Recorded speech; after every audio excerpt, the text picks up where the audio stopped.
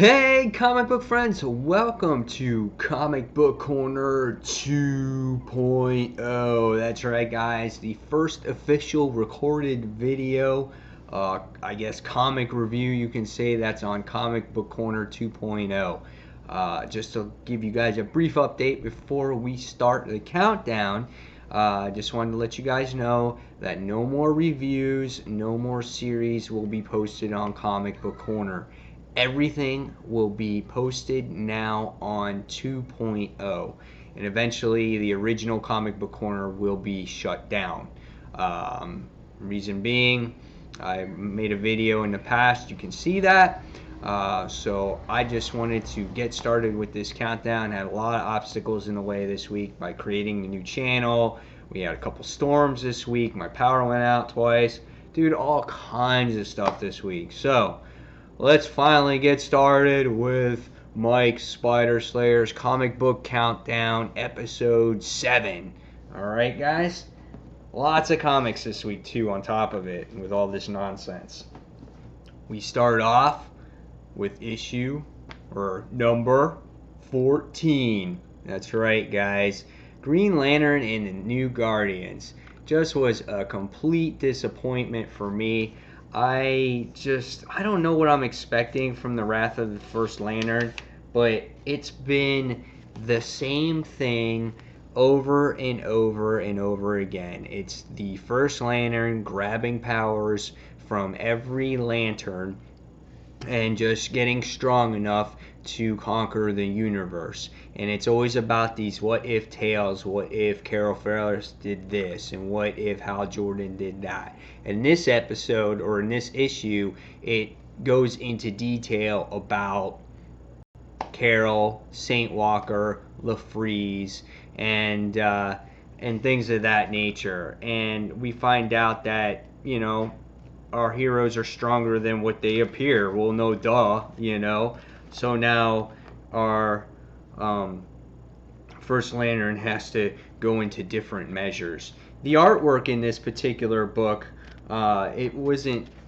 very great either. I think the Wrath of the First Lantern, or the First Lantern himself, reminds me of like the Lawnmower Man. Did you guys ever see that movie? Here he is right here. You guys ever see that? The Lawnmower Man. That's what he looks like here. Let me see if I can get a better zoom. Yep.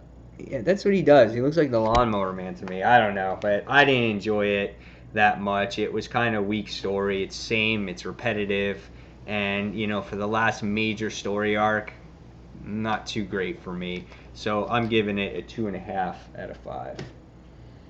Number 13, Deadpool.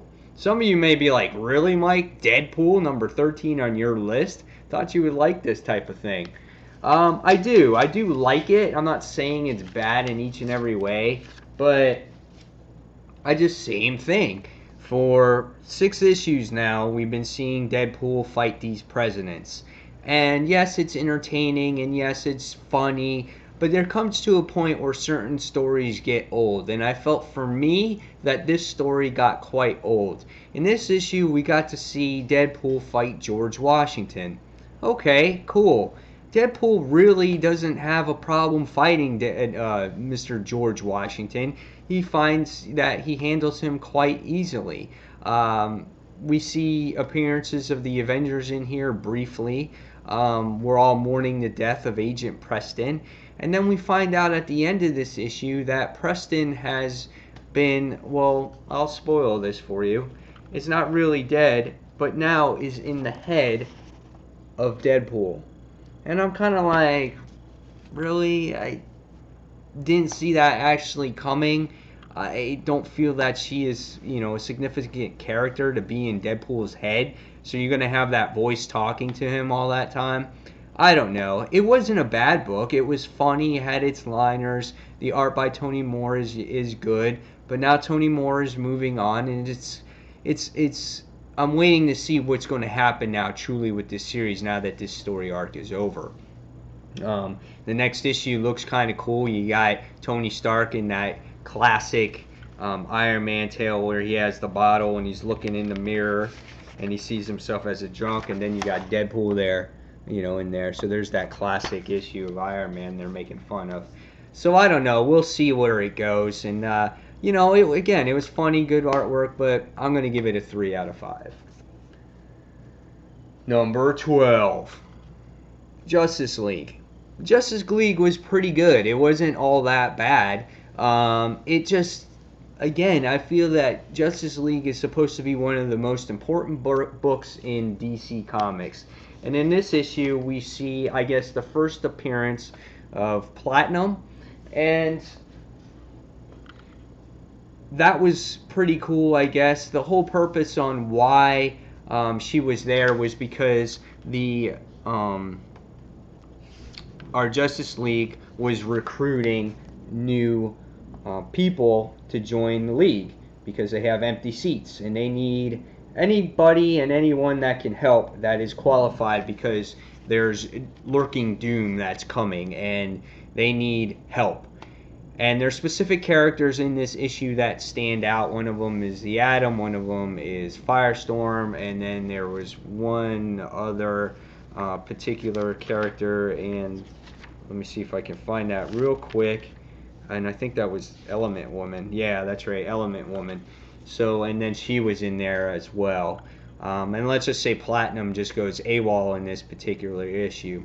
The problem I have with Justice League, and I said this in my review, is that there needs to be a consistent artist in this book. Ever since Jim Lee has left, we've seen about 3-4 different artists, I think, in this particular series. So it needs a little bit better storytelling at this point, and I think it needs a bit more consistency in the art to draw the audience to.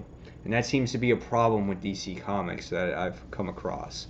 So I'm going to give this one, I don't remember what the rating I actually gave this on the review. I don't remember if it's a 3.5 or 3, but it's about an average issue. So I'll let you guys make a decision on what you want to do with this book. So Justice League issue 18. Number 11, Vibe, issue number 2. Vibe wasn't a bad book. There's just a lot of other better books this week. Vibe is co-written by Jeff Johns. The artwork again was pretty solid in this book, and basically in this issue, it has to do with Cisco, who is actually Vibe, and we have to see him mature as a hero. He can't be so naive, and that's what you learn in this particular book.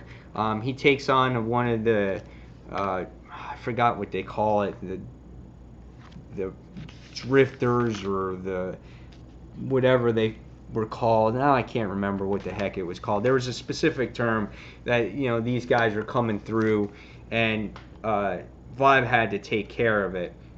Now the cool thing about this issue was it kind of crossed between Justice League of America and this issue, and it shows Vibe going to JLA, meeting them for the first time, which was pretty cool, and he tells his secret to his brother because they're very tight. So it was a solid issue, nothing very wrong with it. I'm interested to see where it goes. And in the next issue, you get to see Kid Flash that makes his appearance in this series. So we're going to see where that goes. So I'm going to give this book a 3.5 out of 5. So Vibe number 2. Number 10. Avengers. Number 4. Excuse me. New Avengers. Number 4. This book was pretty cool. It wasn't bad at all. It just ranks down there because it didn't have like this super wow factor. It had a lot more science stuff and talking and Tony creating this like spear-like thing, and I'm just like, dude, what's going on? They're starting to lose me a little bit. And you got Doctor Strange who gets his Infinity Gauntlet stone, which is pretty cool. And then at the end of the issue, it started picking up because again, our two Earths are going to collide, and their main strategy here is to get the Infinity Gems on this other Earth, and they have so much time in order to get these gems before the Earths collide. So they're going to travel to the other Earth. So they go to the other Earth because at this point it's not too far away. And so they go there, and when they go to this Earth, they see Galactus here. And you're like, oh shit, Galactus is here. And he has this machine that's going to, speed up things. And then Terrax is here too, and he's there. And basically Terrax gives them a warning saying, go, let things be as they go. If you're not, you're going to find, you're going to get punished. So of course our heroes say, all right, well, you know what? Let's screw things up and let's start fighting. So whatever the case may be, they don't want the Earth to be destroyed. Terrax wants this particular Earth to be destroyed for whatever reason we don't know, and the Avengers want to push it back. So we'll see what happens. It wasn't a bad issue. Same thing. I'm gonna give it 3.5 out of 5 stars.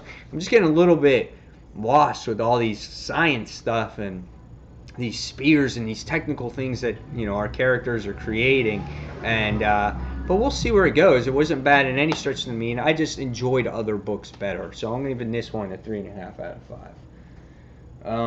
Number 9, Daredevil. This particular issue wasn't too much going on. There wasn't anything bad about it, anything great about it either. The artwork is consistent in the book. Mark Waid does a nice job in the writing, and Chris Samney does that nice artwork that's in the book, and I enjoyed it quite a bit. We get to see, Foggy's diagnosis on what type of cancer he has, and we get to learn that there's 2 swings. He has a 70% chance of survival rate, or he has a 10% chance of survival rating. Another thing that we come across is Daredevil, or Matt, is going to break up with his girlfriend. In the other case, she breaks up with him, and we come across these crazy dogs that come out of this dog crate, or this big crate that has been unleashed, that have Daredevil's powers. So they're blind, but all their senses have been heightened. And it was an interesting issue, but again, I wasn't blown away by it. Hank Pym, takes the dogs in a little canister, takes them away, and at the end we see some mysterious character come in and says, hey, I was blinded like you. And this is another, Daredevil, or they attempt to blind me. So I don't know what's going on here. It's interesting to see. And, good, solid issue of Daredevil, but nothing groundbreaking happened. It's just the beginning, I guess, of really, a new story arc or jumping on point. So, same thing. I'm going to give this one 3.5 out of 5 stars. Number 8, Chew. Chew is in a second part to the newest story arc here, and the story arc is called Bad Apples. And Chew has been recovering from, I guess, what do you call it? His sister dying from the vampire chiropath, and he's burying himself into lots of paperwork and keeping himself busy. And this series just continues to impress me. There was a ban on chicken, and the ban was lifted, but now there's this cult. And in order to understand Chew, you have to read it. But Agent Chew is a chiropath, and what he has is he has special powers that enables him to taste things, and he can find out how the thing has been processed, how it was made, or if it was a murder, how the person was killed. He has these really cool special powers. In this particular issue, we get to see that Agent Colby here, this guy with the Terminator eye, and this guy Caesar, he makes a revelation that he's been working with Agent Savoy, which was somebody that was in the past. And it's a really great series, and again, you have to read it to appreciate it. There's all these Easter eggs in it, so if you want to sit there and read the issue twice, you won't be disappointed. For instance, this girl right here is Agent Chew's sister, but if you look on the on the background here, you see Robert Kirkman's face on there, and he's got a built body. So it's just funny how they throw things in there, and they say all kinds of stuff. But really great stuff. This issue was a nice issue to read. I'm giving it a 3.5 out of 5 stars. Again, nothing much happened. It's pretty much at the beginning of a story arc. I have a feeling things are going to start heating up in this particular issue. So 3.5 out of 5 for 2 issue 32. Number 7. That's right, Invincible issue number 101. Invincible is another great series by Image that's been going on for quite some time now. Just came off his 100th issue, and we find out that Eve is actually pregnant in this issue, or we found out at the end of the last issue, and in this issue she's actually pregnant. This book is written by Robert Kirkman. The art is done by Ryan Ottley, and he does a great job. General Thrag, this guy right here, he is the leader of the Vulturemites. He made a deal with Mark to go to Earth and allow the people to kind of procreate their species, and he made a deal with Invincible, which is Mark, and he said they would leave a peaceful life, but they didn't want their people to get extinct. So we find out that Thrag is not happy with his people because he finds out that his people are only been going with one person at a time, and they have feelings, and he doesn't know what to do with them. And Adam, Eve, and Mark are discussing the pregnancy and how happy that they are with each other. So it was a building issue again for what's to come. We actually find out that Dinosaurus is dead in this particular issue. Mark did kill him. For a lot of you that weren't sure that if Dinosaurus was dead, he is, actually dead. And we find out that Omni-Man, which is Mark's father, has been sentenced to live on the moon for all the crimes that he committed in the past. And we find out that General Thrag is watching, and it's not good stuff. You'll have to read it to find out. But he's not happy about what's going on with the deal. I have a feeling that the deal is going to be broken, and the Vulturemites are going to start attacking Earth again. But Invincible is a fun read. You guys would enjoy it, and that made number 7 on the list. I'm going to give this one a 3.5 out of 5. Number 6, Savage Wolverine. I gave this book a 4 out of 5, really close to maybe being just below that, like 3/4 of a star. Savage Wolverine it's just a fun book to look at. It started off kind of slow, lots of mumbo jumbo with like God and how the world got created and how the island, blah, blah, blah. So for those first couple of pages, I'm just like, my God, what the hell, who cares? But then it jumps into one of these Reaper creatures, and they find out that they've been attacked, and it was Shayna and Wolverine. And then once it goes into Shayna and Wolverine, this book becomes a masterpiece. They're in the Savage Land. You see the jungle. You see the wild. And, you have Wolverine and Shayna, checking out things, trying to strategize. And then right away you get, Wolverine being captured by a velociraptor, which is cool. The chemistry between Shayna and Wolverine is just outstanding. She is just so funny, and they try to just one-up each other a little bit, but she's, in the same sense, she's kind of clueless, but she's just a great warrior. She tried climbing up a tree and talking to one of these warriors, and she fucked it all up. And she fell on him and accidentally killed him. But great stuff. It's just such a great book. Look at this page. It's so phenomenal. And that's why I love this book, because Cho does such a great job with this. And I'm telling you, he really knows how to draw. Honestly, he really does know how to draw. And just overall, he does a great Wolverine drawing. And I can't say enough about the artwork in this particular book. We find out that something bad happens to Shayna at the end, but this is that page right here. Very cool stuff. I found out that I don't know if it happens after this particular story arc, but I know from the June solicits in Marvel, Savage Wolverine will no longer be being done by Cho. It will be done by Zeb Wells, and if it's not good, it's going to be dropped. I'm disappointed because this book in this setting, he does a great job with it. So maybe that's why he's leaving it, because Shayna won't be in it anymore. I'm not sure, but this was a great book to look at. So I'm gonna give this like close to 4 out of 5. Number 5, top 5, all new X-Men. This book continues to be solid each and every month. Just a fun book to look at and to read. You know, Brian Michael Bendis has done a solid job, and Stuart, I always say this, Immonen, I can't say his name, does great artwork on this book.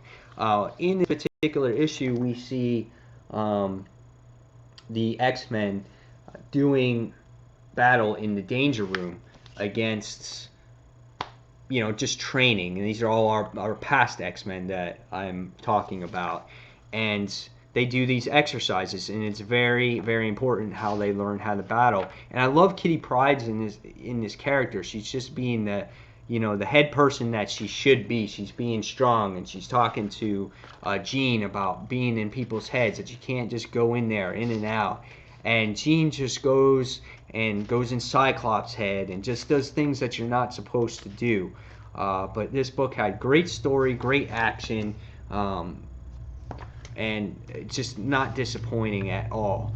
And one of the things that's really cool in here is that you got to see Mystique pose as Maria Hill and just goes to a S.H.I.E.L.D. base and destroys it to release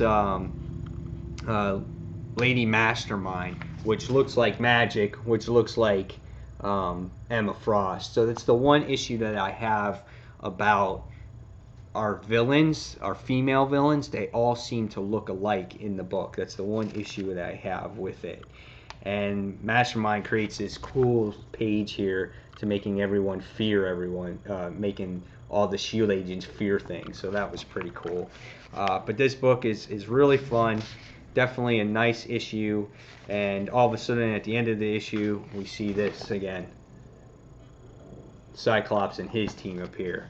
So what does this have to bring in the future? I'm not sure. We'll find out. But I'm giving this book a 4 out of 5. Number 4. Superior Spider-Man. This book was actually really good. Last issue was good because of the massacre thing. And finally in the book, we have 2 issues in a row now where the actual story of Superior Spider-Man has progressed. We know now that Superior Spider-Man's Dr. Octopus. They made that clear in the first 5 or 4 issues. Issue 5, he did something bad. Issue 6, he's done something bad. And this book has to do with, is it Speedball, or who is it again? Chester and Screwball. And, she goes on the internet and she's just recording everything live. So it's like live YouTube, recording everything live. People watch her. They're all laughing because this Chester guy does all kinds of crazy ass stuff. And, Spider-Man springs into action. And there's just something about Doc Ock now, that's Superior, that is just triggering his rage. And you can obviously see that in his past that he's been bullied so much. And he's never unleashed that rage, I guess, on his own.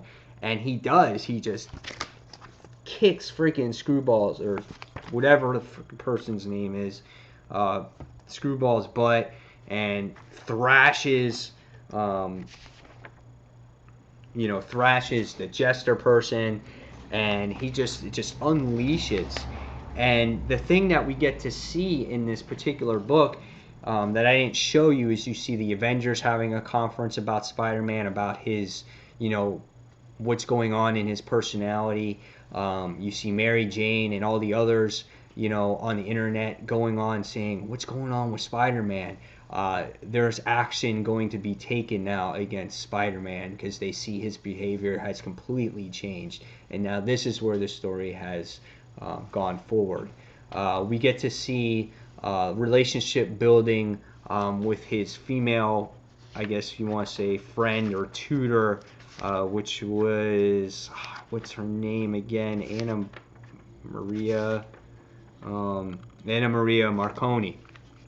He has great feelings for that girl, and he cares for her. So their relationship is, developing as well. So cool stuff there. Roberto Ramos's art is a hit and miss. In Spider-Man, I love it. I love the way he does Spider-Man art. He does a good job with it. It fits the character. Now, when he draws other characters like Wolverine, we discussed it on the live show the other night, it's just weird. But for Spider-Man, he seems to do a nice job with it. So, good book. I like this one. It was a 4 out of 5 for me. Number 3, Ultimate Spider-Man, issue 21. Guys, this book is really good, and I'm kind of hitting myself for not reading it in the past. You get to see Maria Hill in this issue. You get to see Mary Jane in this issue, Gwen Stacy in this issue, and they're discussing Venom. Really cool stuff.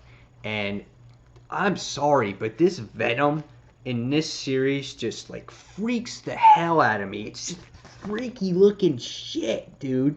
He's like, yeah! It's like something you see in a horror movie, and I'm like scared to look at this Venom.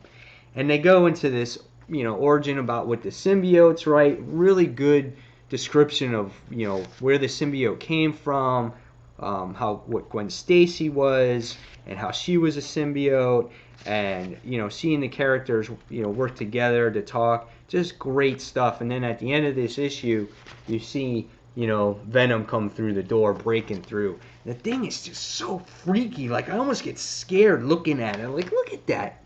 Oh my God, it's some crazy stuff. This was a great book. 4.5 out of 5 stars for me. Ultimate Spider-Man, issue 21. Michael Bendis does a great job, and artwork is phenomenal. Number 2, Nova, issue number 2. Great book. Almost my pick of the week. There's one other book that sits there and stands out above it in my eyes, but Nova's just a great, awesome read. It has great artwork. Ed McGuinness just does a nice job doing this book. Just the pages are phenomenal.